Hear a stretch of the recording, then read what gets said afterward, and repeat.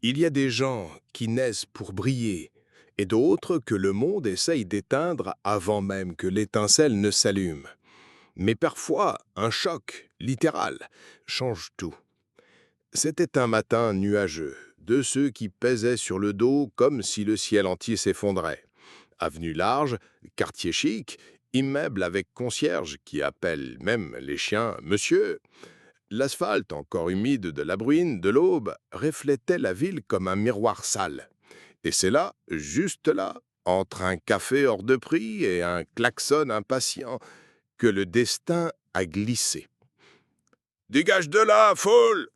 fut le dernier cri avant le bruit sec de l'impact.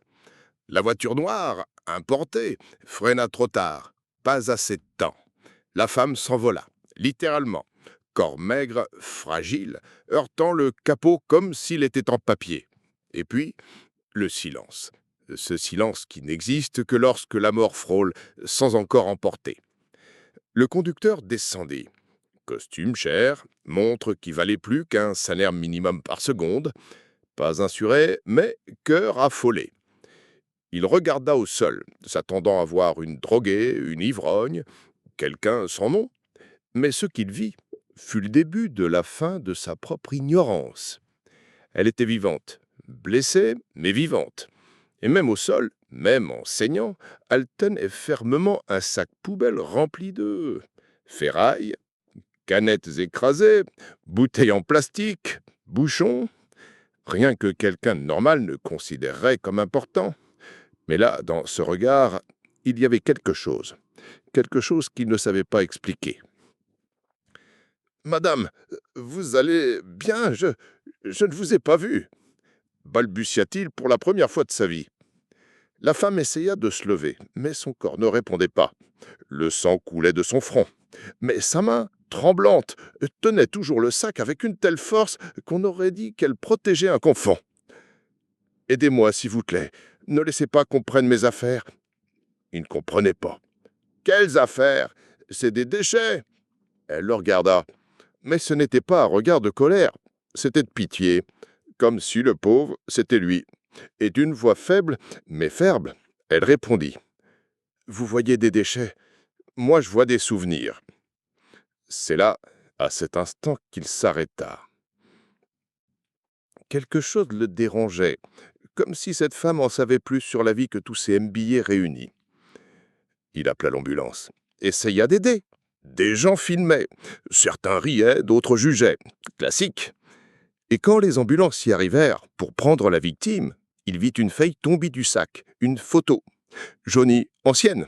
Et là, au centre, c'était lui, à 12 ans, à côté de la femme qu'il venait d'écraser. Son cœur s'arrêta, ses mains devinrent moites. Cela n'avait aucun sens. Qui était cette femme? Comment avait-elle une photo de lui quand il n'était encore qu'un garçon pauvre, à l'orphelinat? Et à ce moment-là, il comprit. L'accident de ce matin-là n'était pas un hasard, c'était un règlement de compte du destin. Mais quel lien pouvait bien exister entre un millionnaire gâté et une mendiante collectionneur d'ordures et de secrets? Ça, mon fils, tu vas le découvrir au prochain chapitre. Il y a des choses qui s'effacent de la mémoire, mais qui ne disparaissent jamais du cœur. Et il y a des images qui, quand elles reviennent, déchirent l'âme comme un couteau sans pointe. La femme était emmenée à l'hôpital, inconsciente, côte fêlée, écorchature, traumatisme crânien léger, mais vivante. Un miracle déconcertant. Moi, je dis l'obstination de ceux qui ont encore une mission sur cette terre. L'homme, appelons-le docteur Roberto, resta là, debout, tenant la photo comme si c'était de la dynamite. Il reconnut immédiatement, cette photo venait de l'aile des enfants de l'orphelinat Sao Joaquim dans la zone nord, lieu où il avait vécu jusqu'à ses 13 ans quand il fut adopté par une famille riche qui, curieusement, s'était acharnée à effacer toute trace de son passé. Et là, c'était elle, la femme renversée, mais jeune, bien habillée, souriante, avec lui dans les bras comme une mère. « Mais impossible, murmura-t-il en tremblant. Il rentra chez lui, mais ne dormit pas. Il passa la nuit à fouiller des boîtes qu'il n'avait pas ouvertes depuis son adolescence. Petites lettres, bulletins, dessins griffonnés. Rien, aucun indice sur l'identité de cette femme. Le lendemain matin, il alla à l'hôpital, essaya de la voir, mais elle était encore en soins intensifs, sans prévision de sortie et, pire, sans papier. Non, personne ne savait. Le dossier indiquait inconnu, accident sur voie publique, un fantôme au nom oublié. Mais alors qu'il attendait, à la réception, il vit quelque chose d'inattendu. Une dame de ménage, chariot à la main, passant la serpillière, le regarda et dit « C'est toi le petit Donacida, hein ?» Il se figea. « Donacida. »« Ben, monsieur, la femme que vous avez renversée, c'est Sida. Elle ramasse des choses près du marché de la Libertadée. Elle dort dans des cartons, mais ne lâche pas son sac de déchets, parce que dans ce sac, il y a toute sa vie. » Il ne comprenait pas. « Comment ça, un fils ?» Elle disait qu'elle avait perdu son fils, qu'on l'avait confié à l'adoption sans son accord quand elle avait été internée parce qu'il disait qu'elle était folle. Roberto sentit que le monde vacillait. Folle, internée, adoption forcée. Ce qui d'abord n'était qu'un accident de voiture semblait désormais la réunion de deux âmes brisées par une injustice cachée depuis des décennies. Mais pourquoi avait-on caché cela à lui ? Pourquoi personne ne lui avait jamais rien dit? Et surtout, pourquoi elle ne l'avait jamais recherché? Où l'avait-elle fait et en avait été empêchée? Ce n'était que le début. On dit que qui cherche trouve, mais personne ne prévient que ce qu'on trouve peut être pire que ce qu'on a perdu. Et c'est ce que le fameux docteur Roberto découvrit lorsqu'il décida de remuer le passé avec un bâton trop court. Ce même après-midi, il prit la voiture et alla directement chez ses parents adoptifs, sans prévenir, sans prendre rendez-vous. Il arriva. Portail électronique, jardin bien taillé, maison digne d'un magazine de décoration. Tout impeccable, sauf la vérité. Il fut accueilli avec le même faux sourire habituel de sa mère adoptive, Donna Eulifs, femme distinguée, yeux de glace, voix de velours qui cachait des larmes. « Roberto, mon fils, quelle bonne surprise! Entre donc, tu veux une tisane d'hibiscus ?» Il alla droit au but. « Est-ce que vous avez connu une femme appelée Sida ?» Elle se figea. Une seconde, presque imperceptible, mais assez. « Sida? Quelle Sida, mon fils ?»« Celle qui me portait dans les bras quand j'étais à l'orphelinat, celle qui, selon une dame de l'hôpital, disait être ma mère. » La tasse trembla, le thé se renversa, et le silence s'installa comme un cri muet. « Roberto, écoute, il y a des choses du passé qui ne méritent pas d'être déterrées. La vie que tu as aujourd'hui est le fruit d'une chance. Ne gâche pas ça avec les délires d'une clocharde. » Délire? Elle a une photo de moi dans ses bras. Une que même moi je n'ai pas. Comment tu expliques ça? C'est là qu'intervint le père adoptif, docteur Ernesto, juge à la retraite, homme de parole grave et d'une autorité qui imposait le silence. Elle était déséquilibrée. Elle a été internée. Elle a perdu la garde. Le juge a estimé que tu étais en danger. Nous avons fait ce qui était le mieux pour toi. Point. Sans jamais rien m'y dire, vous avez effacé mon origine comme si j'étais un déchet? Le vieux ne s'y a pas. Une famille, c'est ceux qui s'occupent de toi, pas ceux qui saignent sur les trottoirs. Tu es notre fils maintenant et tu l'as toujours été. Roberto quitta les lieux avec plus de doute qu'il n'en avait en arrivant, mais une certitude brûlait dans sa poitrine. L'histoire qu'on lui avait racontée était une demi-vérité, et une demi-vérité est le pire des mensonges.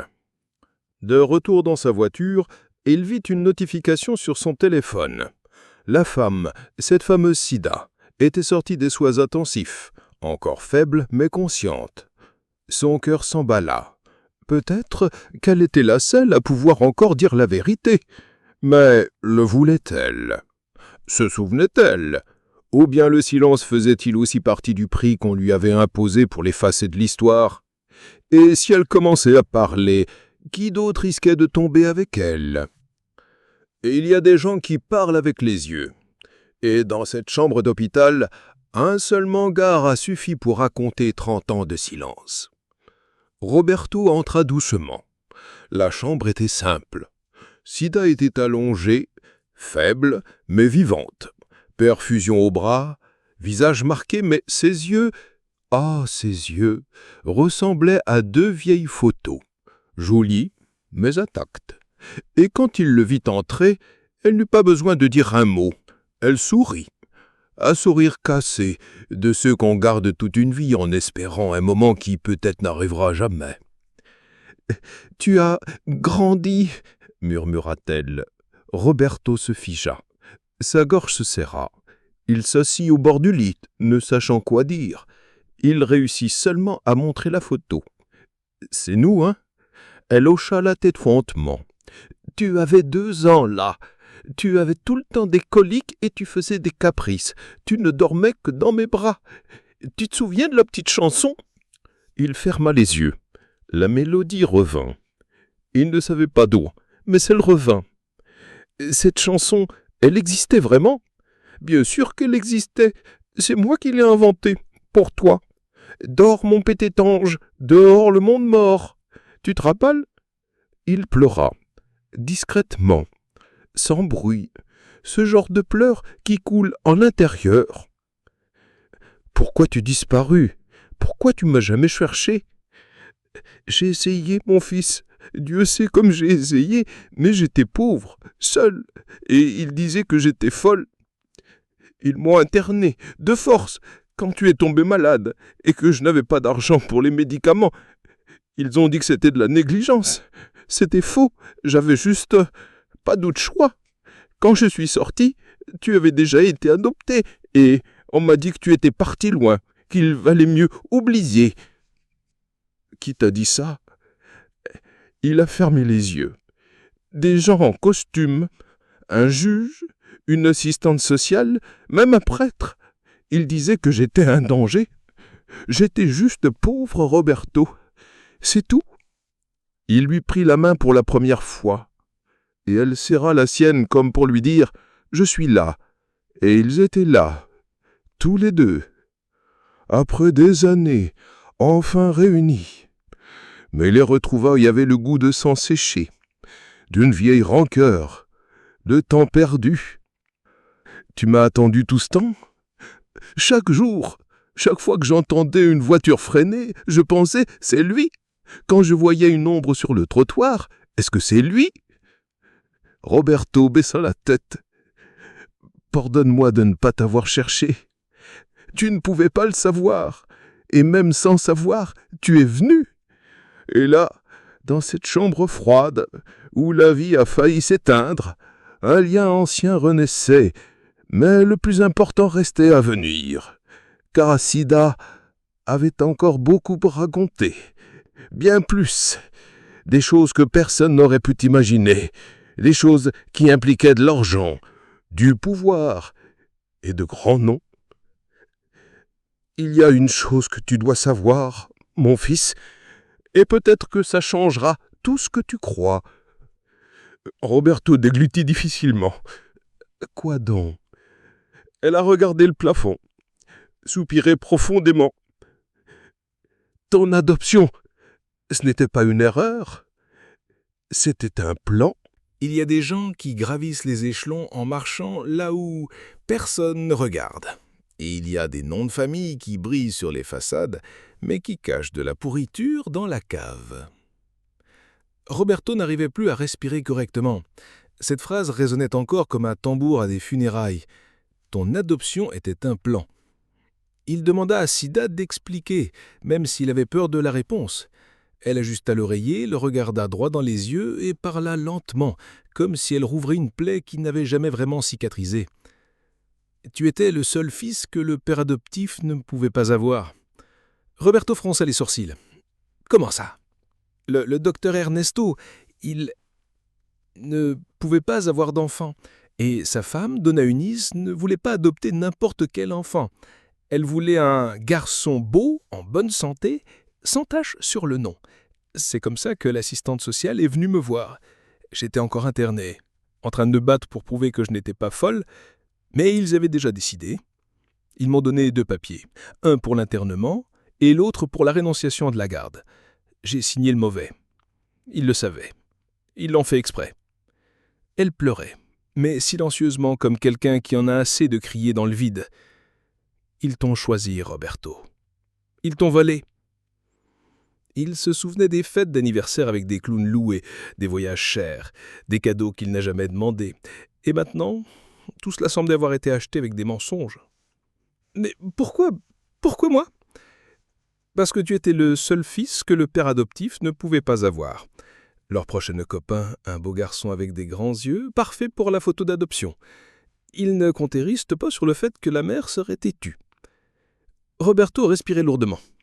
Chaque phrase de Sida était un coup de massue dans le mur de sa vie. Ce mur où il avait accroché diplôme, prix, réussite, tout tremblait maintenant. « Tu savais où j'étais tout ce temps ?» Elle hochait de la tête. « Je le savais, mais je ne pouvais pas m'approcher. Ils avaient obtenu une mesure judiciaire disant que j'étais une menace. Quand j'ai essayé de te voir à la sortie de l'école, les agents de sécurité m'ont frappé. Après, j'ai arrêté d'essayer.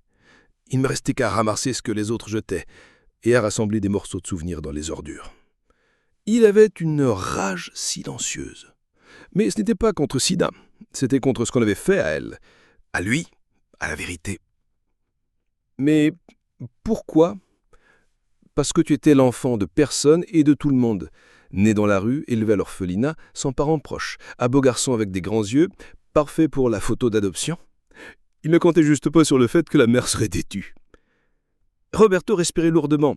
Chaque phrase de Sida était un coup de massue dans le mur de sa vie, ce mur où il avait accroché diplôme, prix, réussite. Tout tremblait maintenant. « Tu savais où j'étais tout ce temps ?»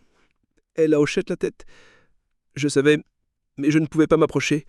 Ils avaient obtenu une mesure judiciaire disant que j'étais une menace. Quand j'essayais de te voir à la sortie de l'école, les agents de sécurité m'ont frappé. Après, j'ai arrêté d'essayer. Il ne me restait qu'à ramasser ce que les autres jetaient et à rassembler des morceaux de souvenirs dans les ordures. » Il était envahi par une rage silencieuse. Mais c'était pas contre Sida, c'était contre ce qu'on avait fait à elle, à lui, à la vérité. Ils peuvent encore être poursuivis. Je suis avocat, Elle l'interrompit avec un sourire triste. Tu crois vraiment qu'ils ont laissé des traces? Ils ont tout effacé, et ceux qui ont entreparlé ont disparu. Comment ça, disparu?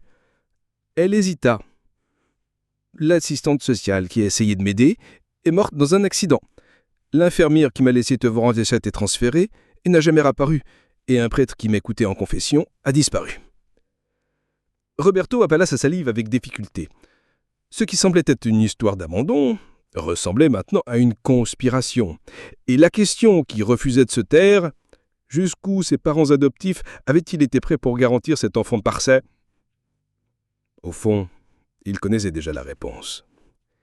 Mais ce qui allait venir ensuite prouverait que le trou était encore plus profond. Il y a des silences qui valent de l'or, et d'autres qui coûtent des vies. Roberto était retourné dans son manoir, mais pour la première fois, cet endroit ressemblait plus à une prison qu'à un palais. Il entra dans le bureau, ferma la porte à clé et commença à fouiller dans le coffre-fort de son père. Le code, la même qu'avant, la date du mariage, l'ironie d'un amour utilisé comme le mot de passe pour cacher le mensonge.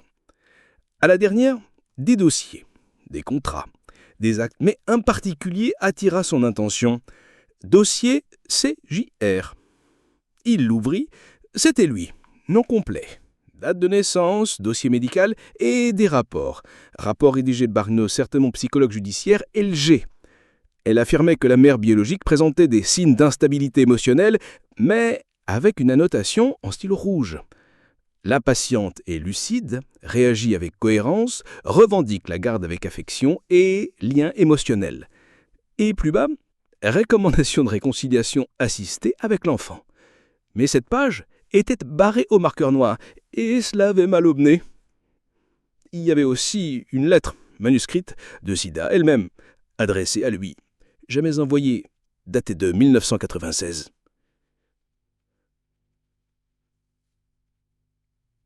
Mon fils, si tu reçois cette lettre à jour, c'est que Dieu l'a permis. Je suis pas parfaite, ni riche, mais je t'aime depuis le jour où j'ai entendu pleurer pour la première fois. Pardonne-moi de ne pas être là. Pardonne-moi pas avoir bossé après je t'ai jamais annoncé à toi. Ta mère. Sida. Roberto est tombé à genoux. Cet être pesait autant qu'un monde entier. Au milieu de la nuit, il n'arrivait pas à dormir. Il alla jusqu'à la chambre de ses parents adoptifs et ne vaqua pas. Il lourit et parla d'une voix ferme. « Vous avez effacé la mauvaise page. Vous avez effacé la femme qui m'a donné la vie. Et vous avez cru que je ne découvrirais jamais la vérité. » Eunice se réveilla. Surprise, Ernesto simplement ouvrit des yeux, calme comme toujours. « Tu ne crois pas à Roberto. On a fait ça pour toi. »« Non, vous l'avez fait pour vous. Pour votre statut, pour votre vanité. J'étais une vitrine. Tu étais un confond de codonné. Nous avons donné une chance et tu es sûr d'en profiter. Je n'ai pas demandé une chance, j'ai demandé la vérité. » Il partit en claquant la porte, prit la voiture et alla directement à l'hôpital. Il arriva en milieu de la nuit, entra dans la chambre de Sida. Elle dormait, mais même assis, il lui prit la main. « Tu n'as pas perdu un fils. Ce sont eux qui ont essayé de me voler à toi. Et maintenant, c'est moi qui vais rendre la vérité à ton nom. » Mais ce qu'il ne savait pas, c'est que quelqu'un avait déjà découvert qu'il avait ouvert le coffre-fort et que cette histoire était plus loin d'être terminée. Il y a des gens qui apparaissent quand ils ne devraient pas, et quand le passé est enterré sous du béton, tout curieux devient une menace. Le lendemain matin, Roberto retourna à l'hôpital avec un bouquet de fleurs et un sac de vêtements propres pour Sida. Mais, en arrivant dans le hall, il remarqua quelque chose d'étrange. 2 hommes en costume, trop discrets pour passer pour des visiteurs, le regardaient fixement. L'un tapotait sur son téléphone, l'autre, plus âgé, portait une montre en cuir noir, de celle à l'ancienne avec un bracelet usé, un cadran simple. Mais son visage n'avait rien de simple. C'était celui qu'il avait déjà eu sur les vieilles photos de la fondation d'adoption qui avait traité son dossier. « C'est le docteur Alvaro », murmura-t-il en le reconnaissant. « Ancien directeur de la fondation. » Officiellement à la retraite, officieusement, grassement payé pour oublier. Roberto prit une grande inspiration, fit semblant de ne rien voir, monta directement dans la chambre de sa mère. Mais arrivé là, le lit était vide. « Où est-elle » demanda-t-il à l'infirmière. « Elle a été transférée, ordre de la direction, transférée dans un autre hôpital. »« Quel autre hôpital ?» « On ne nous a pas dit. Ils ont dit que c'était un dossier confidentiel, qu'il y avait une enquête en cours. » Le sol se déroba sous ses pieds. Roberto descendit en courant. De retour à la réception, les 2 hommes avaient disparu. Seule une chemise avait été oubliée sur une chaise et, à l'intérieur, une feuille à empête avec le symbole du tribunal de justice et le nom, ordre de transfert, Maria Aparecida Alves. Il prit une photo. Il savait que quelque chose clochait. Il retourna à sa voiture, appela une demi-douzaine de contacts du milieu juridique. Personne n'était au courant d'un quelconque transfert, encore moins d'une enquête confidentielle. C'est alors que le déclic se fit. Ils essayaient à nouveau de faire disparaître Sida. Mais cette fois, à toute vitesse. Il rentra chez lui, alluma son ordinateur, chercha dans les hôpitaux publics de la ville. Rien. Ensuite, il vérifia les cliniques psychiatriques. Bingo. L'une d'elles, située en zone rurale, avait admis une patiente au nom similaire, Maria.C. Alves. Diagnostic, épisode schizophrénique, internement sous contrainte. Roberto frappa du poing sur la table. C'était le même stratagème. Encore une fois, ils essayaient de faire passer pour folles. Et ils savaient ce qui venait ensuite.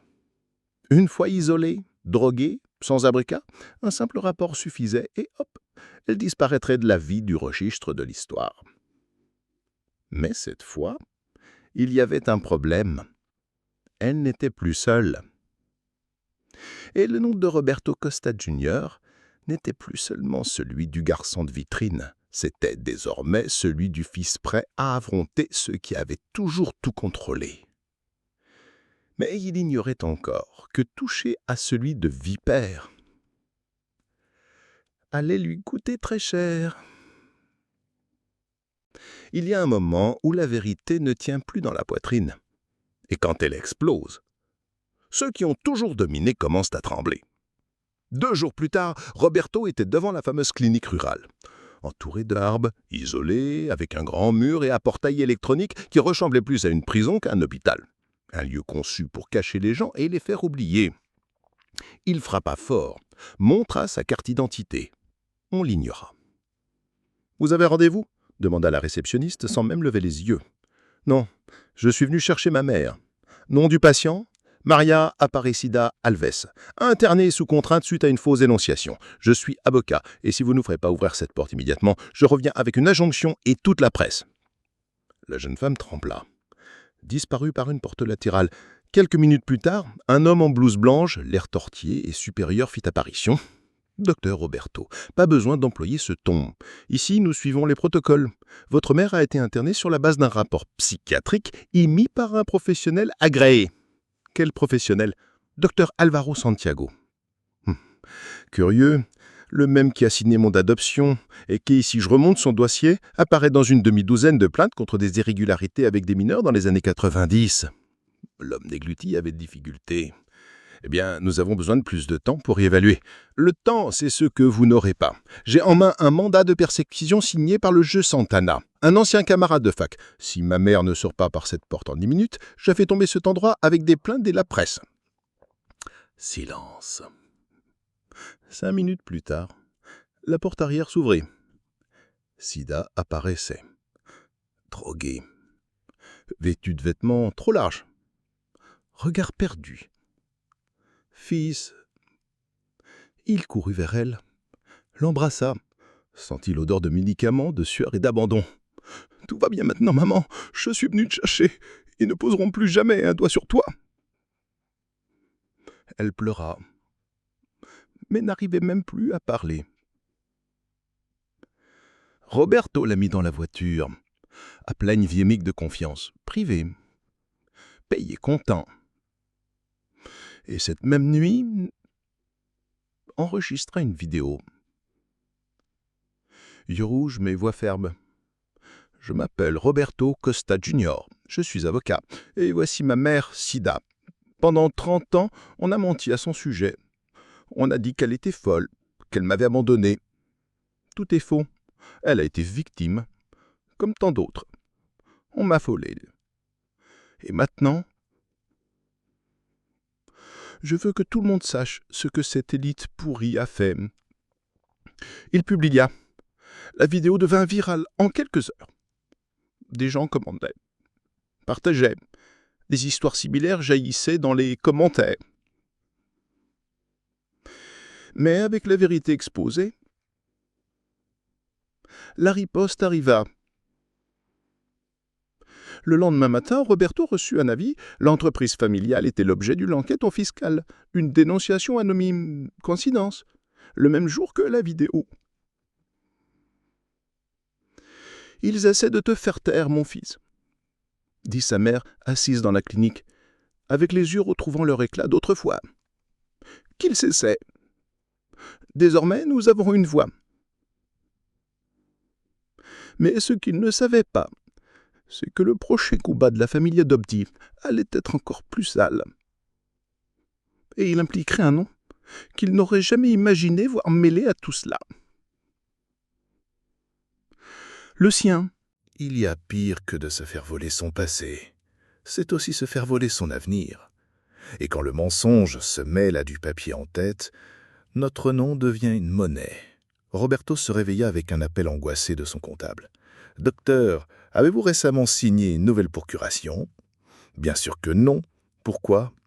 Parce qu'elle est apparue dans les registres fiscaux hier soir, avec votre signature numérique, autorisant des opérations dans la holding familiale, y compris la vente d'actifs en votre nom.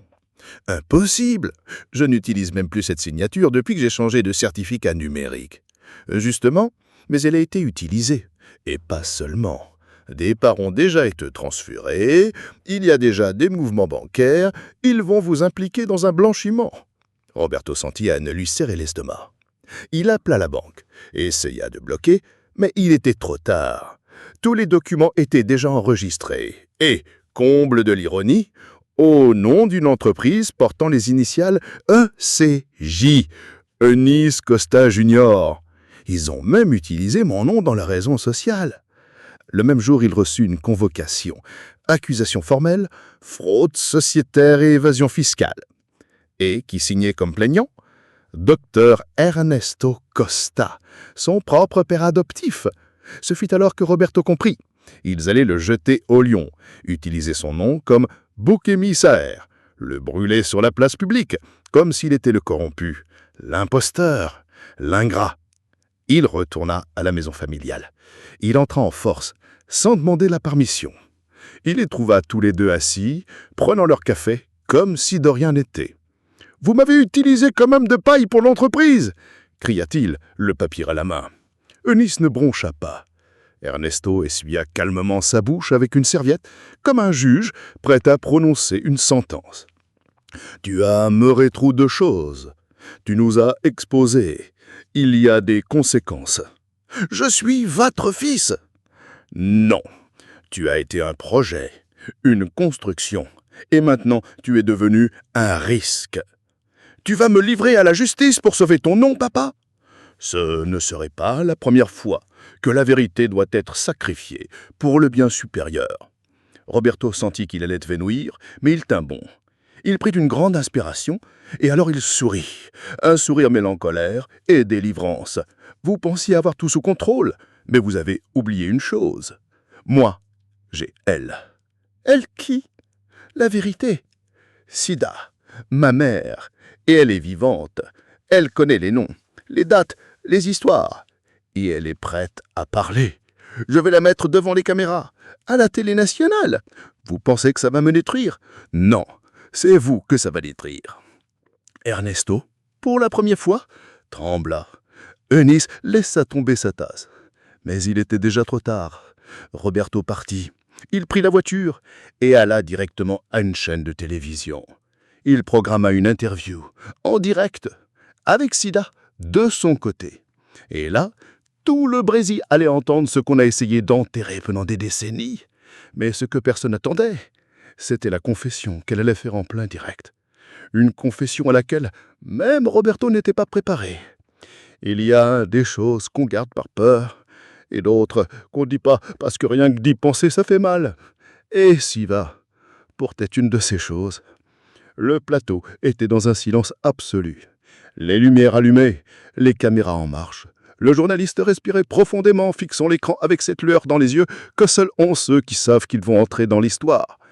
Nous sommes en direct avec l'avocat Roberto Costa Junior et sa mère biologique Maria Aparecida Alves, connue durant des décennies seulement comme Sida, une femme invisible qui a aujourd'hui un nom, un visage et une voix. Sida tremblait légèrement, mais elle tenait bon. Elle portait une robe simple, bleu clair, les cheveux attachés, le visage encore marqué par la souffrance. Mais les yeux, ses yeux, brûlaient comme un vieux feu rallumé. Donna Sida, le pays tout entier veut savoir pourquoi avez-vous raconté votre histoire seulement maintenant. Elle a inspiré, regardé son fils et commença. Parce que c'est seulement maintenant que quelqu'un a voulu écouter. Le public, de l'autre côté de l'écran, retenait son souffle. On m'a enfermé comme une folle parce que j'étais pauvre. On m'a enlevé mon fils. On s'est servi de lui pour faire croire qu'ils étaient une famille respectable. Et je suis restée silencieuse jusqu'à aujourd'hui. Le journaliste hocha la tête. Et qu'avez-vous à dire aujourd'hui, maintenant que tout le monde écoute ? Elle ferma les yeux une seconde, avala difficilement et lâcha. J'ai encore plus à raconter. Il y a un nom que personne n'a mentionné. Un nom qui a été le véritable commanditaire de tout cela. Qui m'a menacé, qui m'a payé pour que je disparaisse. Et qui était aussi le père de Roberto. Silence. Roberto se tourna vers elle confus. « Comment ça, maman ?» Elle baissa la tête. « Roberto, tu n'as pas seulement été volé, tu as été caché à ton propre terre. » Le journaliste ouvrit grand les yeux. « Qui est-ce » Elle regarda la caméra, droit, sans cligner des yeux. « Ernesto Costa, l'homme qui t'a élevé et aussi l'homme qui t'a conçu, mais il n'a jamais voulu te reconnaître. Il m'a utilisé quand j'étais simple femme de ménage au tribunal. Il m'a utilisé, puis abandonné. Quand je suis tombée enceinte, il m'a fait promettre de disparaître. Quand je ne l'ai pas fait, il m'a effacé. » Roberto sentit le monde s'écrouler, le sol disparaître, ses jambes fléchir. « Tu es en train de dire que Ernesto est mon père biologique ?» Elle acquiesça, les yeux pleins d'arbres, et ta mère adoptive a toujours su. Le plateau resta figé. Le jeu live ne savait quoi dire. Le technicien pleurait. Le publicien, lui, était muet. Roberto regarda la caméra, puis sa mère, et ne put que murmurer « J'ai été adopté par mon propre père. Ce n'était pas une adoption, mon fils. C'était de la possession déguisée en charité. » La transmission fut coupée. Le producteur fit signe hors de cadre, pression du haut de la hiérarchie. Mais le mal était déjà fait. Quelques heures plus tard, le nom d'Ernesto Costa était partout sur les réseaux sociaux. Même indignation, protestation. La fondation où il adoptait des enfants devenait l'objet d'une enquête. Et Sida, un symbole. Mais Roberto ne parla plus du tout cette nuit-là. Il resta silencieux, assis dans la loge, le regard vide. Parce que parfois, ce qui nous détruit, ce n'est pas le mensonge, c'est de découvrir que le monstre qu'on combat porte notre propre sang. Il y a ceux qui héritent d'une fortune, d'autres héritent de blessures. Mais certains, même nés dans l'erreur, choisissent de faire ce qui est juste. Et c'est ce que fit Roberto le lendemain de l'interview. Il se réveilla avec son téléphone saturé de notifications.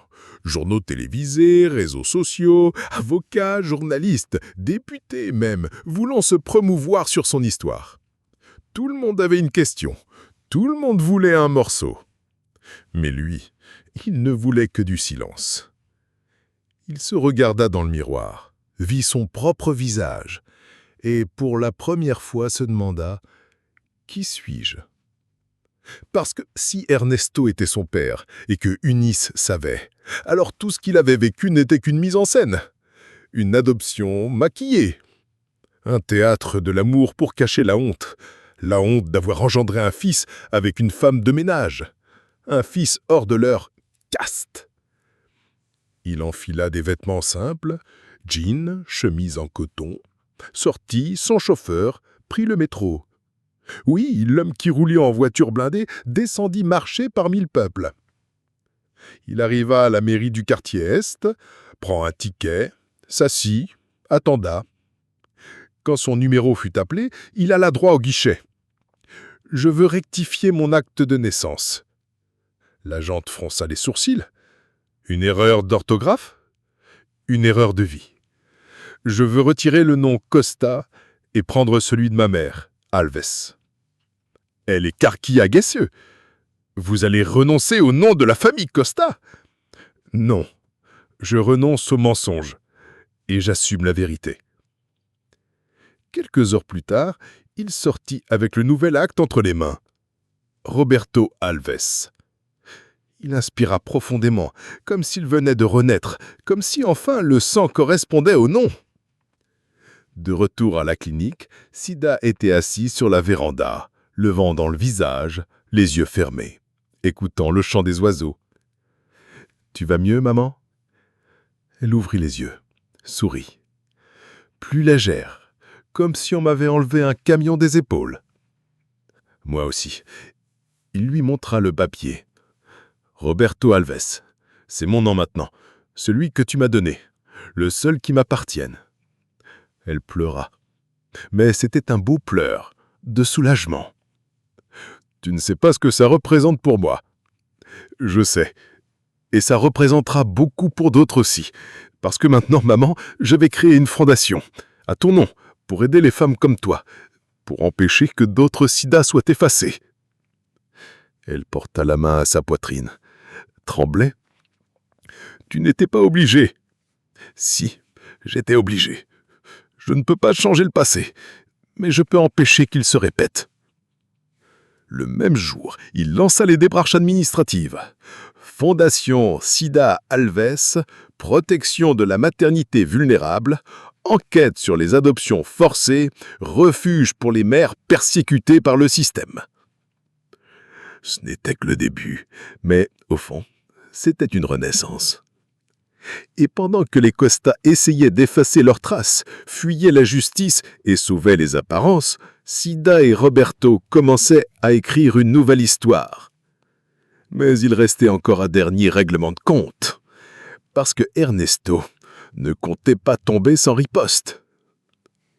Il y a des hommes qui croient que l'argent est éternel, mais quand la mort s'approche, même l'arrogance commence à tousser. Et Ernesto Costa, le grand mania, commença à décliner dès que la vérité éclata. Du jour au lendemain, il perdit sa place dans les conseils d'administration, les partenariats internationaux, les contrats millionnaires. L'élite fit semblant de ne plus le connaître. Son nom, autrefois synonyme de prestige, devant la une du scandale. Un juge a falsifié une adoption pour cacher un enfant illégitime. Un système de silence et d'internement forcé. Le château s'écroulait, et vite. Roberto ne chercha plus à revoir son père. Il n'appela pas. Il n'attenta pas de procès, ne demanda pas d'indemnisation. Il laissa le temps faire ce que la justice ne pouvait pas encore. Faire vieillir les coupables de l'intérieur. Mais c'est Sida qui reçut l'appel. Donna Sida, le docteur Ernesto a demandé à vous voir. Il dit qu'il lui reste peu de jours à vivre. Elle resta silencieuse. Puis murmura. Ça fait longtemps qu'il a les jours comptés. Il faisait juste semblant d'être immortel. Et pourtant, elle y alla. Elle entra dans le manoir où, pendant 30 ans, elle n'avait même pas pu approcher. Le même où il avait élevé son propre fils comme une adoption. La maison sentait la moisissure et l'arrogance fanée. Ernesto était alité, une chambre d'hôpital improvisée dans son ancien bureau. Amaigri, visage creusé, tube, oxygène, les yeux encore durs. Sida s'arrêta à la porte. Elle ne pleura pas, ne trembla pas. Elle se contenta de regarder. « N'est pas d'infirmier pour me mettre dehors aujourd'hui, hein ?» Il toussa. « Tu as toujours été ironique. Et toi toujours lâche. » Silence. « J'ai eu tort, mais j'ai aimé ce garçon du mieux que j'ai pu. » « Non, tu l'as aimé comme ça t'arrangeait. Amour de vitrine, d'apparence. Ce garçon dormait avec la faim de vérité, même entouré de luxe. » Ernesto tendit la main, tremblante. Avec difficulté, il sortit une chemise. « Voici l'attestement. Je l'ai mis à jour hier. Tout revient à Roberto. » Elle haussa un sourcil. « Et tu penses que c'est de l'argent qui guérit l'abandon ? » ?»« Non, mais c'est tout ce que je peux laisser, ce qu'il me reste. » Sida prit le document, le lut rapidement, puis elle le déchira devant lui. « Il n'a pas besoin de ton nom, et maintenant, même pas de ton argent. » Ernesto pleura. Pas de remords, mais d'impuissance.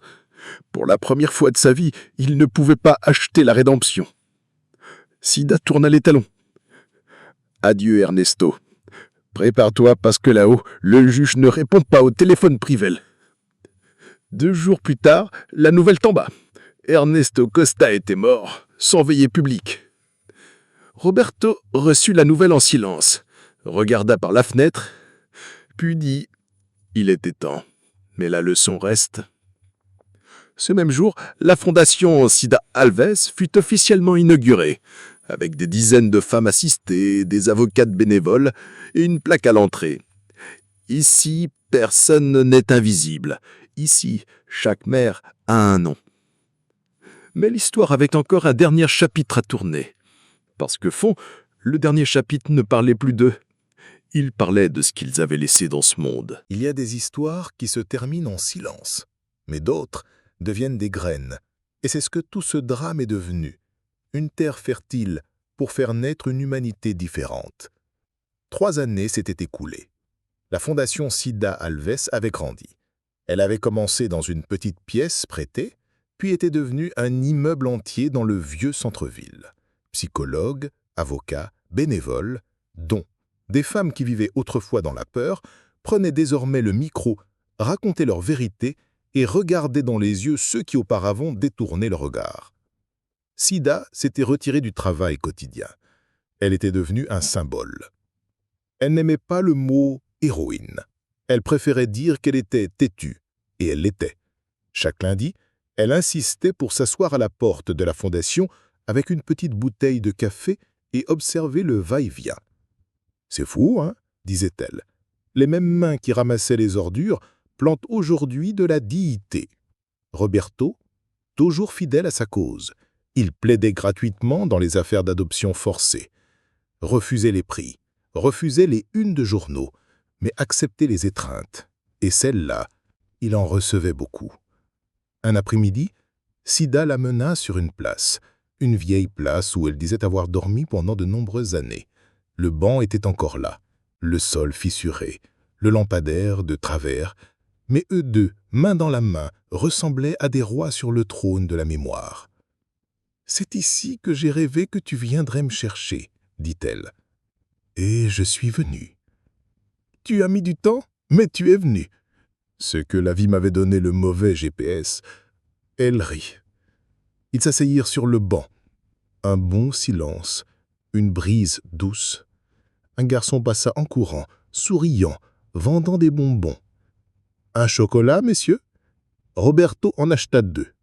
Il en donna un à sa mère, mordit dans l'autre, puis regarda le garçon et dit « Tu étudies bien, hein? Ton avenir vaut plus que la monnaie. »« Oui, monsieur, » répondit-il, avec un sourire qui rappelait celui de Roberto à 12 ans. Sida observa, puis murmura « Il y a des choses qu'on ne comprend pas sur le moment, seulement après. » « Comme quoi ?»« Comme pourquoi la vie nous a fait aussi mal. C'était pour qu'on devienne assez fort pour alléger la douleur des autres. » Le ciel commençait à s'assombrir, mais eux deux restèrent là, sans se presser. La ville, pour la première fois, semblait contenir leur histoire, parce que sur ce banc de place, il n'y avait plus d'orphelins, ni de mendiantes. Seulement une mère et son fils, entiers. Il y a des lieux qui n'apparaissent sur aucune carte, mais qui vivent dans l'âme de ceux qui y sont passés. Et pour Roberto, l'orphelinat San Joaquin était cet endroit. Le nid de l'oubli, le berceau de silence. Il y retourna, non pas en tant qu'orphelin, mais en tant qu'homme accompli, avocat, fils de Sida, cœur cicatrisé mais pas anesthésié. Le portail était toujours en fer rouillé, l'entrée la même, mais la plaque était tombée, et les mauvaises herbes grimpaient le long des murs, comme si elles essayaient de couvrir les blessures de l'enfance. « Ici, c'était ma chambre, » dit-il en pointant le 2e étage. Je la partageais avec 5 autres. On dormait sur des lits superposés sans matelas. Il tenait une enveloppe à la main.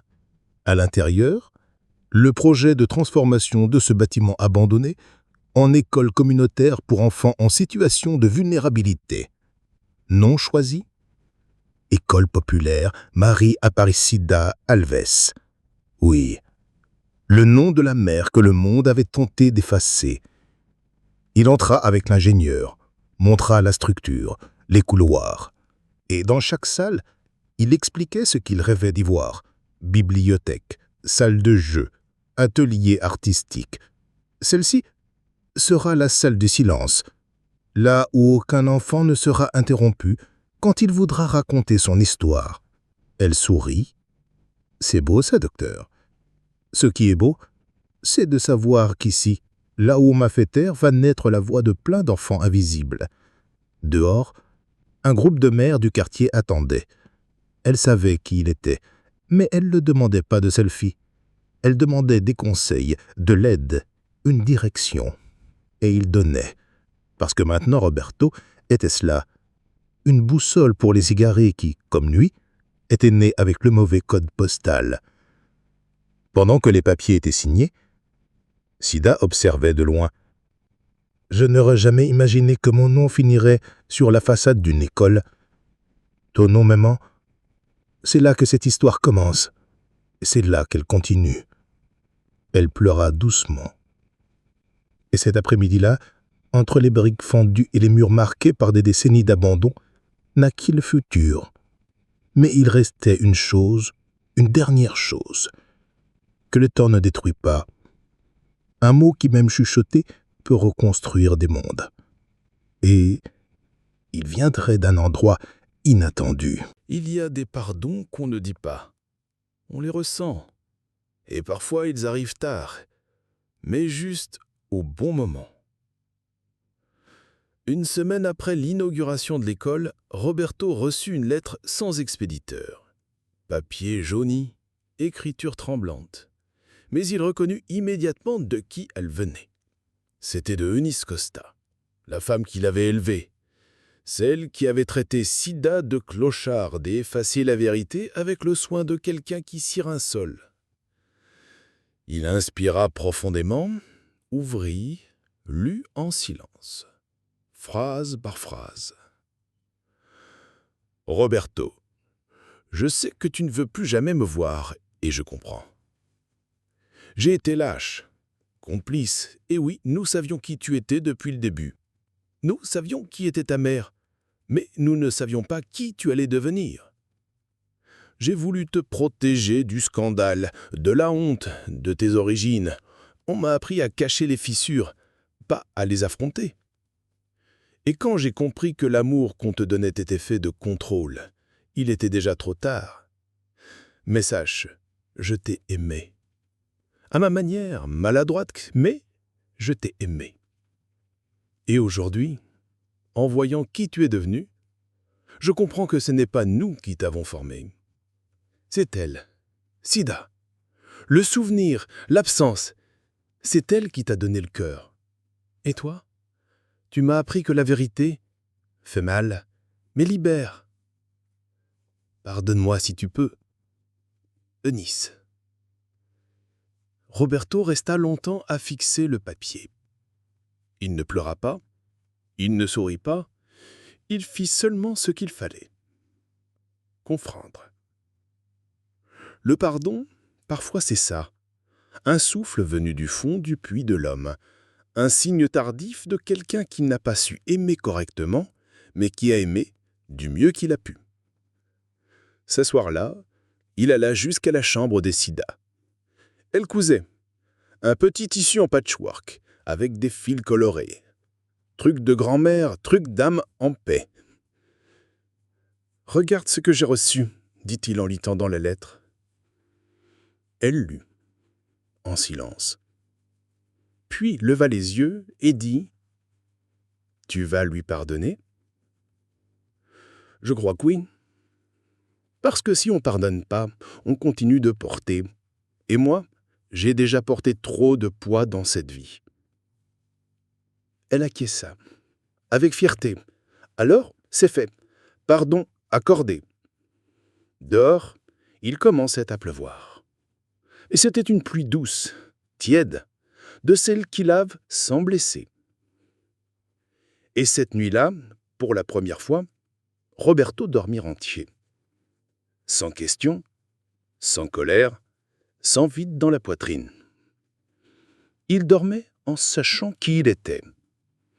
Fils de Sida, un homme vrai, nom propre, histoire propre. Et si toi, tu es arrivé jusqu'ici, mon cher, souviens-toi toujours de ceci. Il y a des gens que le monde jette, mais il y a des âmes que ni le temps, ni le mensonge, ni l'abandon ne peuvent effacer. Parce que, comme je dis toujours, il y a ceux qui naissent invisibles, mais personne n'est né pour vivre effacé.